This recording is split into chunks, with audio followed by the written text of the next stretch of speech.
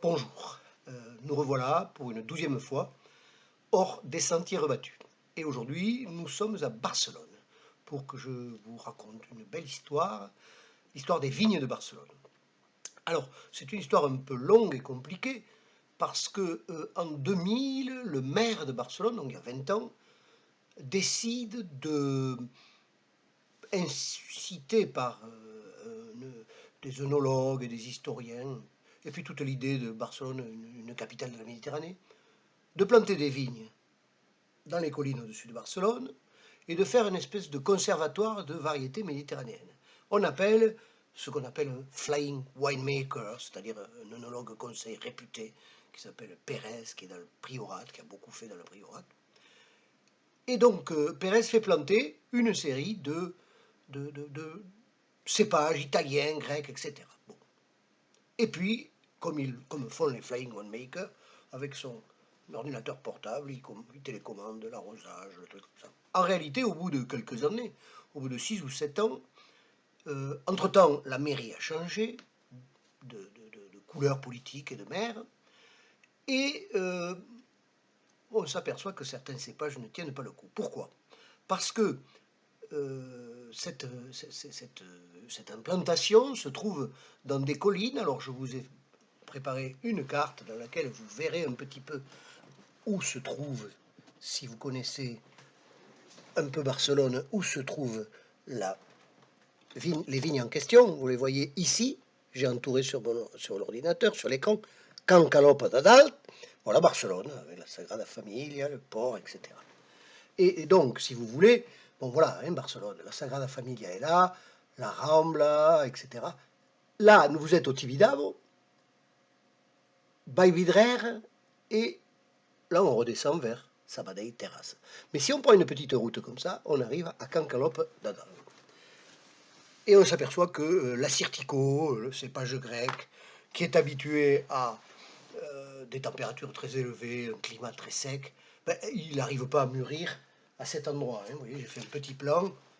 Voilà, hein, on est quand même, par rapport à la mer, on est quand même à 5 km de la mer. Bon, Barcelone est entouré de collines. Hein. Voilà, le Tibidabo, la fameuse tour de Collserola, le Vallvidrère. Et c'est à la fois en altitude, à 400 mètres, et avec des influences maritimes. Bref, le projet est un semi-échec.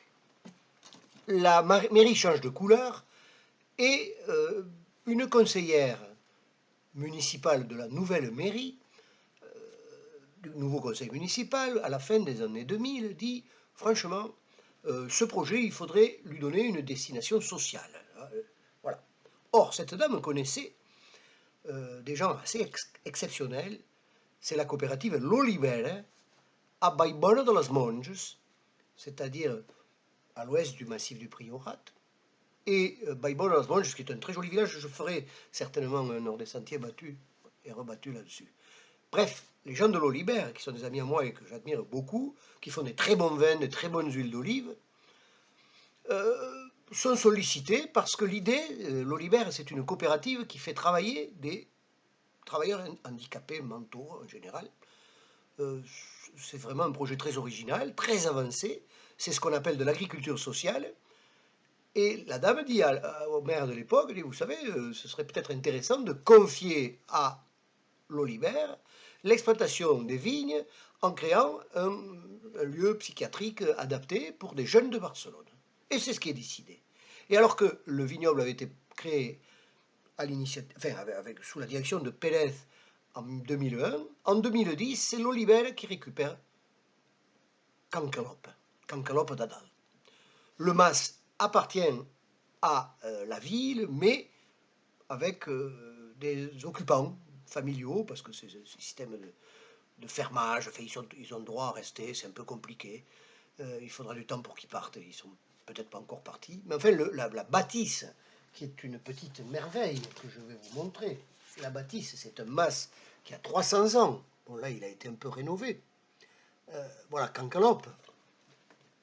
À côté, on va construire un centre d'hébergement et de travail pour des jeunes en difficulté, à handicap. Alors voilà, vous voyez là, Canquelope, on arrive par la route depuis Collseroles et Barcelone, on arrive là, ça c'est la vieille Masille, et derrière, qui ne se voit pas de la route, on a un bâtiment où se trouvent des éducateurs spécialisés.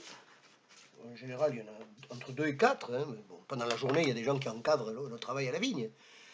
Et où se trouvent 12 à 14 pensionnaires qui sont pas des gens à handicap très lourd, ni handicap très léger. En général, ce sont des gens jeunes, sur la quinzaine. Il peut y en avoir certains qui, à un moment donné, quitteront le lieu. C'est un peu le principe, c'est de les adapter un petit peu au travail pour qu'ils puissent éventuellement retrouver un travail dans la vie hors centre.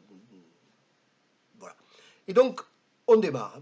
Et ce projet, qui a démarré en 2010, eh bien, il fonctionne toujours en 2020. Alors, bien sûr, on a fait du vin. On a fait du vin.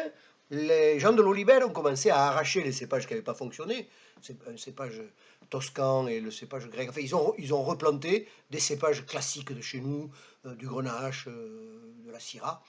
Et dans les années, dans un premier temps, ils ont fait du vin avec les vignes dont ils avaient hérité. Donc voilà, ils faisaient ça. Voilà, ça, par exemple, c'est le 2014. Ça s'appelait Vignes de Barcelone. C'était le grand vin. Et c'était réservé aux réceptions officielles de la mairie de Barcelone. Bon, là, je vous parle de 2010-2015 à peu près, puisque je ne me souviens plus si les élections c'est 4 ou 5 ans. Donc, pendant 5 ans, ils font 2 vins. Grand B, c'est Vignes de Barcelone, et puis après, ils font un petit C, c'est Vignes de Collseroles. Alors, les vins de la Vigne de Barcelone, hein, je vous ai montré, là j'ai aussi un millésime 2009, qui est donc le premier millésime vinifié par les gens de l'Olibel là-bas. Et le second vin est mis à la disposition pour les fêtes de quartier. Hein, il y a des fêtes de quartier, ils peuvent avoir ce vin. Voilà. Petit à petit, la replantation fait que l'encépagement est plus conforme à l'esprit pour faire des vins corrects et pas uniquement pour avoir un conservatoire. Voilà, et donc c'est tout d'un seul tenant, hein, vous l'avez vu, tout d'un seul tenant, il y a à peu près 5 hectares, et Barcelone n'est pas loin.